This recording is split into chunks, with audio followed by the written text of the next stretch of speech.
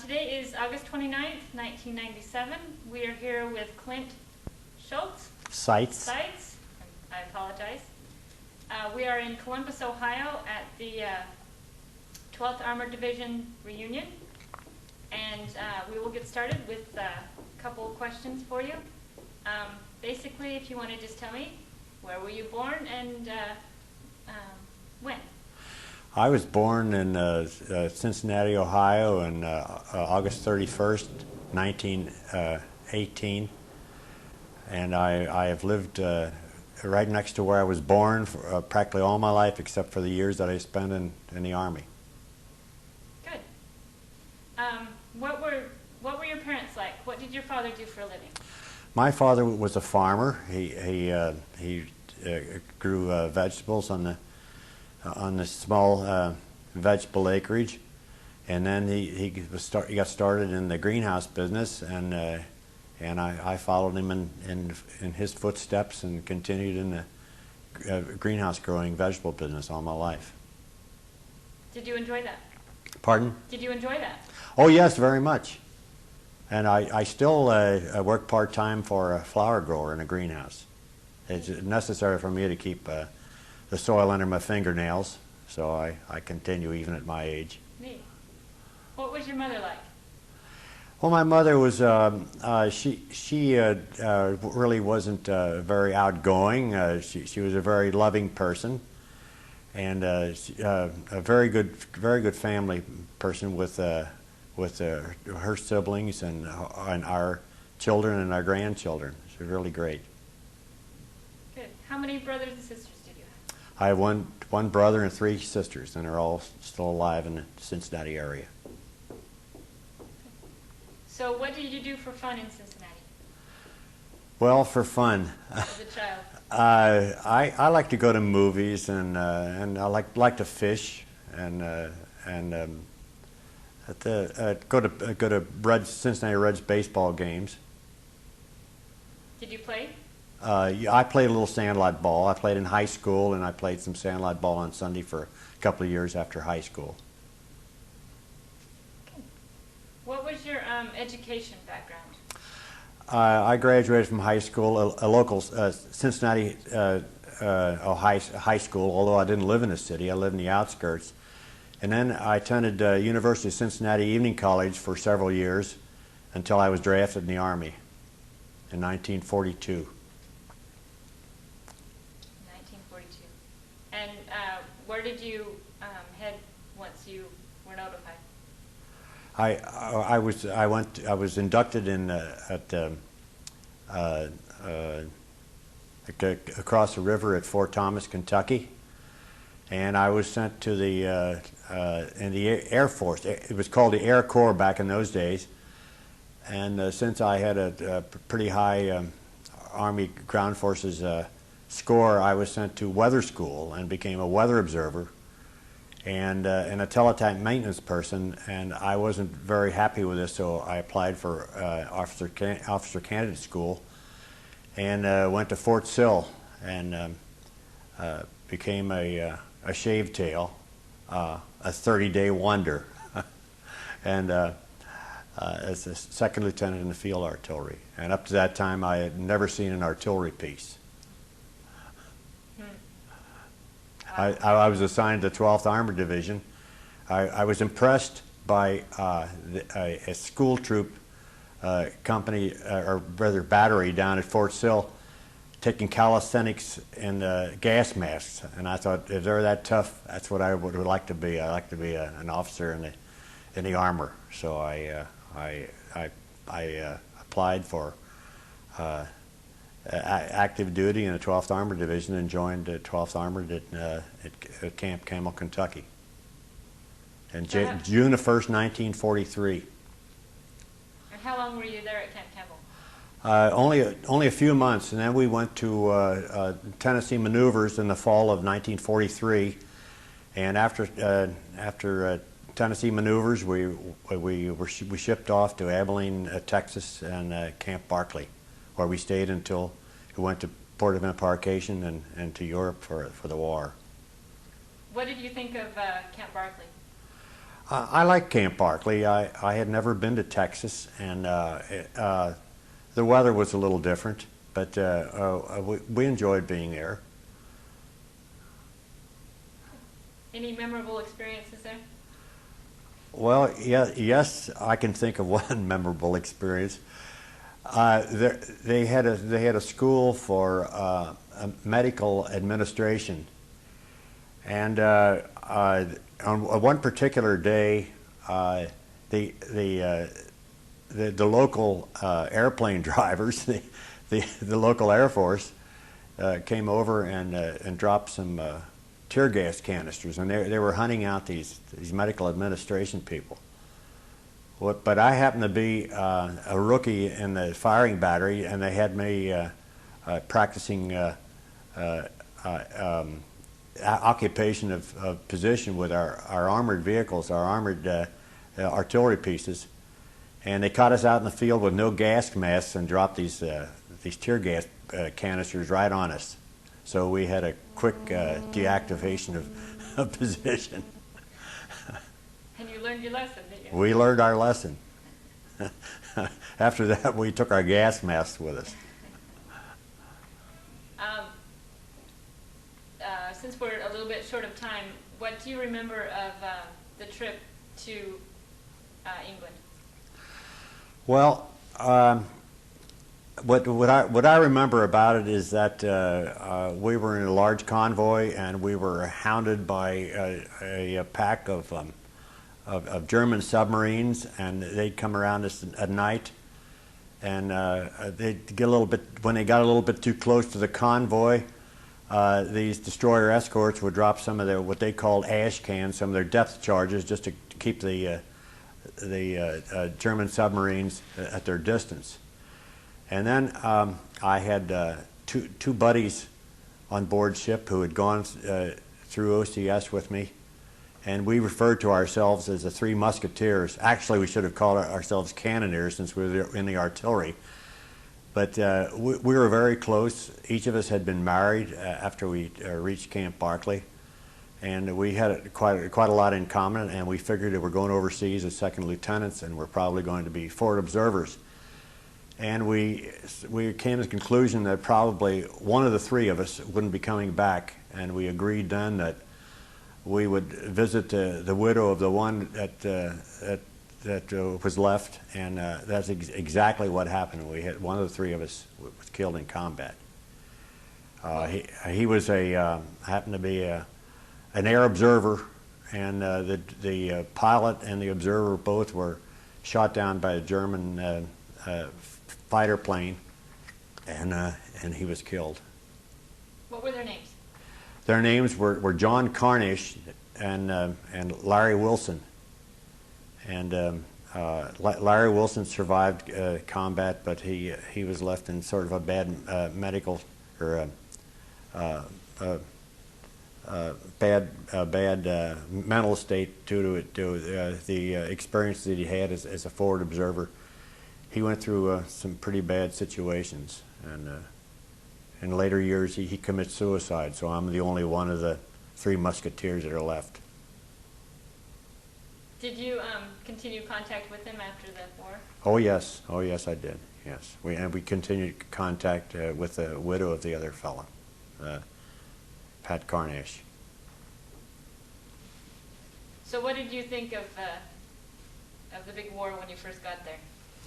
Well, we may as well admit most of us were scared. I mean, there was no other way to be. We'd never heard enemy artillery fire or any other kind of fire coming into our positions, and we had a hard time in the beginning ascertaining ingoing and outgoing, and it was truly frightening. But after a short length of time, I guess we all got sort of hardened to it, and we had to put up with it. So describe your position, your responsibility. Well, I was I went over as a possible forward observer. I was battery officer in the battery and a low man of the totem pole, and I went up to be forward observer at a town of Rohrweiler on 22nd of December of 1944, and I was attached to the 92nd Cavalry, and on the 24th I was called back to the battery. The battery was getting ready to move and support the 100th Infantry Division. And just as I got back to the battery, the battalion headquarters called for another forward observer, and they decided to send the executive officer who had trained this battery in everything that they knew about cannoneering and everything else. They sent him up as forward observer. And it proved to be a bad move because he was killed he was hit on Christmas Eve, and he died on Christmas Day. So I became the executive officer, and the executive officer of an artillery battery is the one who actually runs the commands and gives the firing command, and he is really responsible for firing the whole thing. Now, in an armored artillery battery, we had 6 105 howitzers that were mounted on medium tanks, which was a little different than the towed howitzers, and we supported the infantry and the tanks. And I started as a second lieutenant. I was promoted to first lieutenant, and I was the battery executive officer until the war was over. And so where were you located? Well, we were in Alsace to begin with, and then we moved up and crossed the Siegfried line up farther north, and then we crossed the Rhine River at the city of Worms, and continued down what is now called the Romantic Road area down into Württemberg, Baden, into Bavaria, and eventually we ended the war, and we were in Austria. What did you think of the Battle of Hildesheim? It was difficult staying up with just what was going on. It was confusing, and it proved to be a terrible situation because the intelligence didn't really let us know just what the strength the Germans were, and we were a very, very green division, and our infantry and the tanks got into town, and they were ambushed, and it was really a sad situation. My particular battery is in position at the town of Bischwiller, and we fired many rounds and a lot of fire missions around Hurlesheim and in Steinwald Woods, and when we finally left that position, which was next to the asylum in Bischwiller, why we had a pile of brass from each one of the rounds of artillery. It was probably half the size of a house. So it was a memorable and a terrible experience. Can you tell us of a specific instance that you recall? At Hurlesheim, I told most of the stories as far as I'm concerned, but we were trying to rescue the people who were trapped in Hurlesheim, and some of our artillery planes, which were really meant for spotting during the daytime, they wanted to go up at night and try to find out just where our troops were, and the situation was so bad that these planes weren't used to flying at night, so they gave this idea up. They figured it wasn't worth it. What were you feeling during the Battle of Hildesheim? Do you remember any emotions that you... Well, one of the things that impressed me is that I was proud of the light tank company, which brought back so many of our wounded on the tanks. We'd see them pass to the rear of our firing position. They had the wounded on the outside of the tanks, and they were bringing them back. And another thing impressed me was the age of some of the German prisoners that they had taken, they seemed to be just teenagers, which they probably were. They captured quite a lot of them, and of course a lot of our people were captured as well in the town of Herrlisheim. Were you ever wounded? Yes, I was.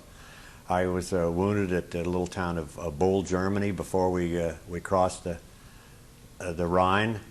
Our battalion commander, he got all over me because we were in a column and we were stopped and the vehicles were too close. And he said, "Why aren't you in a firing position to support the infantry?" And I told him that the town was less than 1,000 yards away and that I couldn't support them with indirect fire. But anyway, I pulled into firing position, and we set these 3 guns up, or the 6 guns up, usually in 2 rows of 3s. And I was out with the aiming circle, laying the gun battery on an azimuth, and we saw these bursts, probably at 1,000 yards, walking right over to us. And we knew that somebody was directing fire on us. And we looked around several towns, and the tanks hadn't succeeded in knocking out the church steeple, so we figured that there was probably a German artillery observer in one of these steeples, and he directed fire on us. Well, the bursts continued to walk right over to our firing position, and a burst hit right in the center of the position, and it wounded 6 of us, and the 5 other fellows were hit a whole lot more seriously than I was. I had just 2 small pieces of shrapnel in my right arm, and we put these people in the half tracks, and we took off for the medics. And the battery commander took over the guns and had them go to another position. And when they got to that position, where they found the same situation, that somebody was observing them, and they also received counter battery from the Germans, so they had to move out. How long were you away from your station? You mean due to my wounds? Uh-huh. Just a matter of an hour or 2, and I was right back in it. Oh, good. Yeah. Tell us of another battle that you can recall that was quite memorable. Well, what we called the rat race after we crossed the Rhine was really unusual, in that we covered a lot of territory when we didn't have any Germans to fire at, except for taking prisoners, and we moved quite fast. One of the moves we made right near the end of the war was we really made history in it. We made 59 miles in 7 hours. We broke out of a woods onto the Autobahn, which was similar to our superhighways nowadays, and the Germans were far ahead of us with these superhighways. And we hit this superhighway, and we found very little resistance, and we were heading down southwest toward the Inn River, which goes through Innsbruck eventually. But anyway, Sir? You want to cut it? I am so sorry. Hello? I This hope is Randall. this is Does he cut it off? Randall? State remain? State remain? Let's go back to that We- story. We were part of a small combat team that broke out of the woods south of Munich and came onto the Autobahn highway. And we were heading southeast, and in some of the small towns we found resistance and needed to fire some artillery fire to support the small group of infantry and the 23rd Tank Battalion. And other times where we'd move fast down this Autobahn. And en route we crossed a very deep gorge, and it had a high bridge across a small river. And as we crossed it, we noticed infantrymen lying on both ends of the bridge, trying to guard against the Germans blowing the bridge. They knew that it was armed to be blown. So our task force finally all got across the bridge, and after we crossed it, the bridge was blown behind us, and the rest of the combat command didn't catch up to us until the next day. And we were down in this town of Fraundorf, and they were taking many prisoners, and the Germans were bringing in a lot of loot, that is guns and binoculars and things like this. And we sort of made hay on this deal. Well, anyway, we were just at the base of the Austrian Alps, which was a bad place for armor to be into, and we knew that we couldn't go very far because we couldn't fire due to the elevations and this type of thing. And then our forward troops, our observers, were up ahead, and they received some counter battery, and we had 3 people killed in the last day of combat, which was sort of a sad situation. Did you know at that point that the end was near? Yes, we knew it had to be near. It was finished down in Italy, and it was just a matter of time, because the Germans were giving up very fast, and we didn't know what the situation was up north, but we knew it was close to being the end. Yeah. What did you? How did you feel about General Patton and his decisions? Well, we had quite a lot of respect for General Patton, and we knew that he was very successful with his command of armor, and anybody who operated under General Patton, they usually were quite successful in that they covered a lot of ground, but they had a lot of casualties. I mean, that's the way Patton operated. Were you ever hesitant? No, I would say I was hesitant. I couldn't be. Yeah. There's one little story I like to tell, and that is the firing battery would occasionally get some unusual missions. That is, one of them I can think of was firing propaganda shells, and this happened up around Forbach, and I guess this was considered in Alsace before we crossed the Rhine. And I can remember one particular time we got an order from battalion headquarters at midnight that they were going to send 50 rounds of propaganda shells. And in these 105 millimeter shells, there were quite a number of, I don't know just how many, pamphlets trying to convince the German army and the civilians apparently to give up and try to avoid some of the casualties. And along with these 50 rounds of propaganda shells that were delivered, we were given about 8 or 10 coordinates of places that we had to fire so many rounds on each coordinate, and some of them were small towns, and others were road intersections. So we had till 5 o'clock in the morning to compute the commands and find a firing position, and we had to find this position as far forward as we could, because the coordinates we had were at maximum range. So we just picked a spot on the map, and we figured that this was going to be where we're going to put the gun without even having to look at it, which wasn't a very good situation.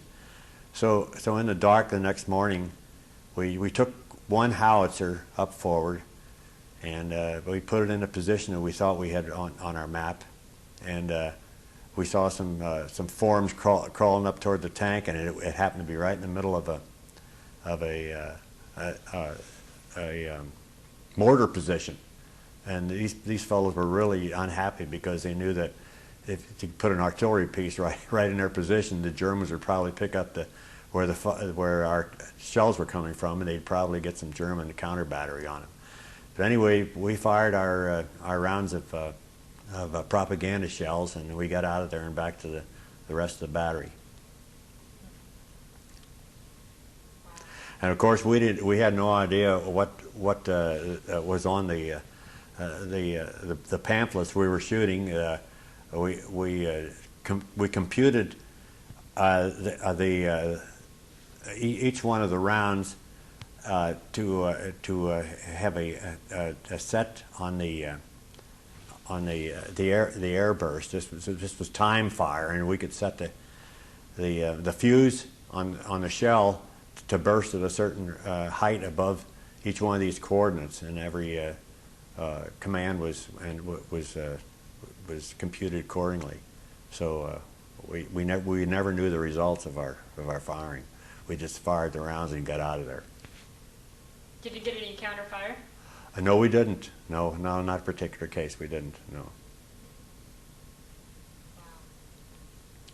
Wow. Did you ever have any involvement with the civilians? No, not a whole lot. I couldn't speak German. Our first sergeant could speak German, and this was quite a big advantage to the rest of the people in the battery, because he could find billets for some of the men to stay inside rather than have to live in our pup tents or live in our tanks. And I didn't have a whole lot to do with the civilians. I can remember of one particular case. We'd had a new second lieutenant came over from the States, and he was made a forward observer. And on a move cross country off the highway, we had one of our M7s was running out of gas, and the rest of them had just been gassed up.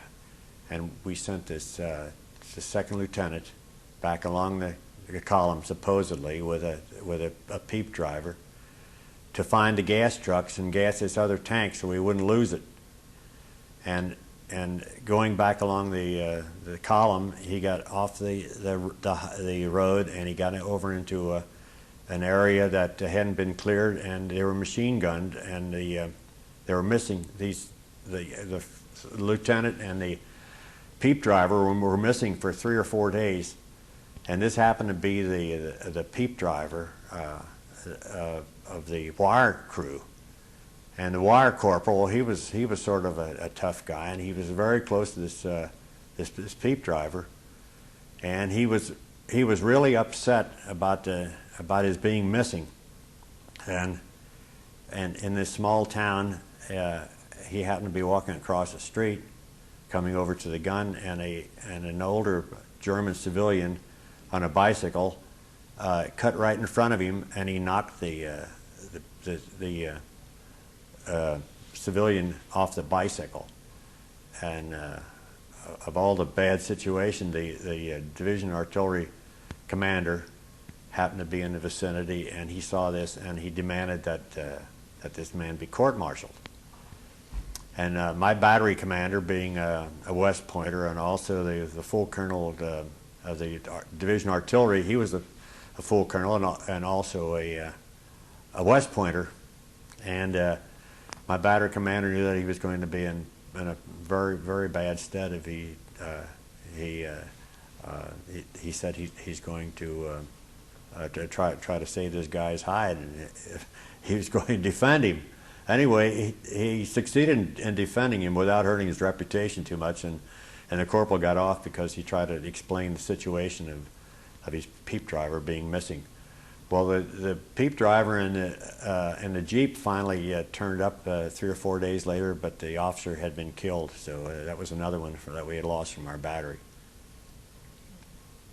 Who was this that was, do you remember his name? Yes, his name was Robert Wilson, and he had been with our battery probably 2 weeks or less.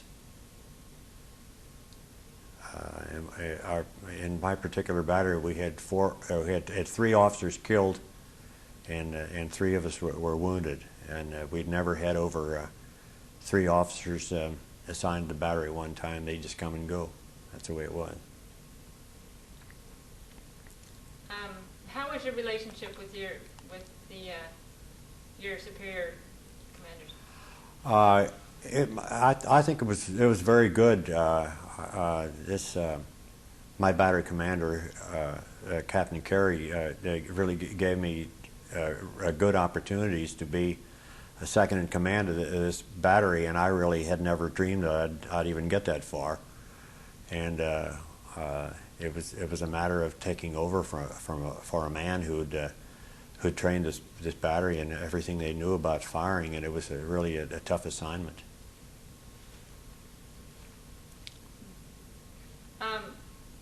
Who were some of your buddies during the war that you? Well, I mentioned these what we called the Three Musketeers. Those are the ones that we were closest to, and of course the officers were pretty close. We had battalion meetings and this type of thing, and we'd get to know these fellows quite well and could understand what they were telling us as far as their responsibilities were concerned, and we try to carry it right down the chain of command. And who is that? Well, our battalion commander, who is now deceased, was Colonel Hockman, and some of his staff were Captain Corman. He's deceased, and I can just name it. Go right on down the line. It seems that we probably have 50% or more at this point that are deceased and gone. Were you involved at all with the concentration camps? No, I wasn't.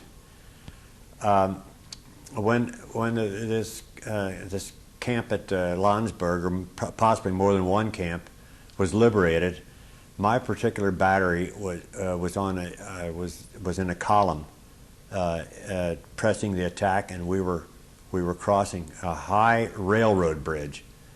And I can't remember of very many railroad bridges that we'd gone across with the armored vehicles. But apparently the engineers had approved this railroad bridge to stand all this weight to take all these armored vehicles across the bridge.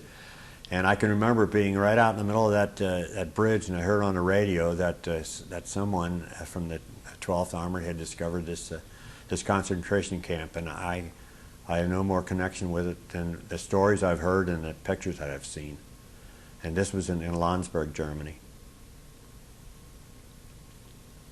What were your feelings about that?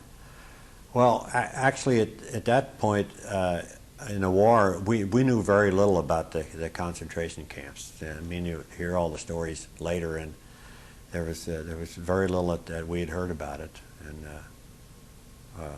I was one of the people who later, and up to this day, I've never been convinced that Hitler and all his henchmen were that selective in picking out only the Jews to exterminate, because I know of many more other nationalities and political prisoners and other people who were starved to death and gassed and whatever else. So, you were near Austria when the war ended. What do you remember of the day that you heard that it was over? Well, everybody was very much elated. We just didn't know what our future was going to be, and it was quite a big blow to our lives, because we were I guess at that point we were supporting infantry and artillery and tanks, and to fire on troops or to fire on a little town was just second nature to us, and we didn't think very much of it. Do you remember, did you celebrate the day that you heard? No, I can't think of any celebration. We just began to pull back and try to take up whatever duties that came along. What was the morale of the rest of the company? I'd say at that point it was very good, very good. Those of us were in the battery were happy to be alive. Was there any complications as you were returning? Any problems? Well, the first town that we stopped to billet in when we came out of Fraundorf was a town of Sondheim, and we pulled in that town, and we took some houses as billets, and the battery commander came to me and he said, "Do you realize what town this is?" And I said, "Yeah, it hadn't occurred to me what town it was." And he said, "Do you realize that we're the only battery that fired on this town?" And we looked around and we saw the damage that our artillery shells had done to this town, and we were sort of amazed because there were barns that had been burned out and houses that had been hit, and we didn't know how much damage we'd done to the population. I said, "Well, it seems that it's a good idea that these people don't realize that we're the people that fired on them, because here we are sitting in their town after the conflict is over."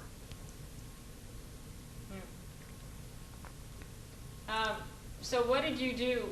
Did you have sufficient points to return home, or? No, I didn't have sufficient points. Officers needed more points than enlisted men, and I was one of the first officers to be transferred out of the 12th Armored Division. I was transferred to the 36th Infantry Division, which is the famous Texas division that had fought in Sicily and in Italy, and practically the whole artillery battalion that I was assigned to had been sent home, and they had nothing but the records. So we just went in there as new troops, and we lasted only possibly a month or so, and then they decided to send the 36th Infantry Division home, and I was transferred to a Field Artillery Observation Battalion. And this observation battalion happened to be the sister battalion of the one that was massacred up at Mount Malmedy up in the Battle of the Bulge. And the few people that were left in this observation battalion knew quite a lot of the people who had been killed up at Malmedy. They were just mowed down. That was quite a well publicized situation up there. And I remained with this Field Artillery Observation Battalion as a battery commander until I had sufficient points, and I came back in late January of 1946. Was that artillery battalion difficult to work with, or?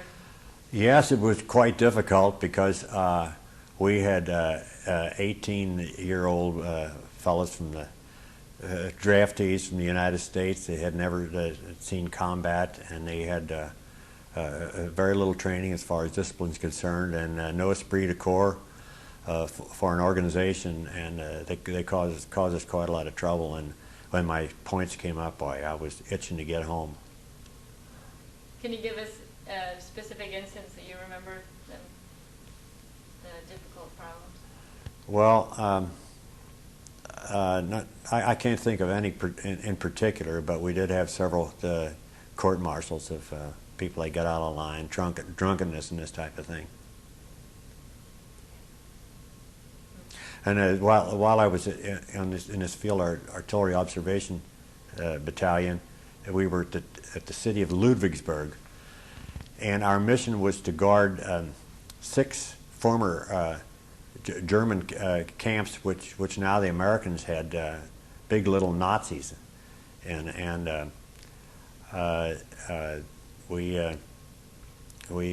had to have our troops out at these 6 posts, and we had very little opportunity to get the whole battery together to orient them on anything. So it was a pretty difficult assignment, and this happened to be right before Christmas, and there was a rumor around that the Germans were going to try to make a break from these camps on Christmas. So we organized our machine guns at the guard posts and timed them so we'd get some tracer fire at night, and we had quite a display of fireworks, so that discouraged them from making any break. But it was an interesting situation. At one of the camps, we happened to get the Nazi leader in the United States, Fritz Kuhn, that they finally deported back to Germany. They brought him into this camp, and we were just dumbfounded when we saw that he had a couple of 6x6 trucks loaded with cigarettes and all kinds of material that they allowed to bring for his personal use. So anyway, before they got into camp, they wanted to get some records on him so they could give him a particular job in camp.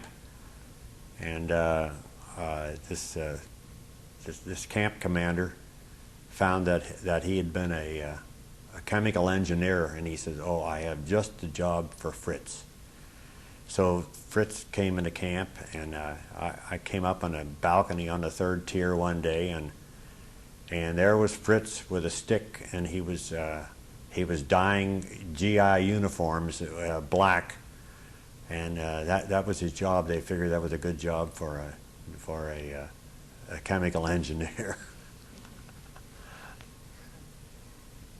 So you returned, let's see, when did you return to the States? I returned in February of 1946. What did you do? What I do for a living? I went back to the greenhouse business. My father owned a greenhouse plant. I worked for him a couple of years, and I went into business with him. And we raised mainly tomatoes in a greenhouse, and I'd been in the business for almost 50 years since then. I was going to ask you, did your brother, was your brother involved in the? No, he was married at a young age, and they had a child, and he never served in the military. Going back a little bit, do you recall the day you heard about the bombing of Pearl Harbor?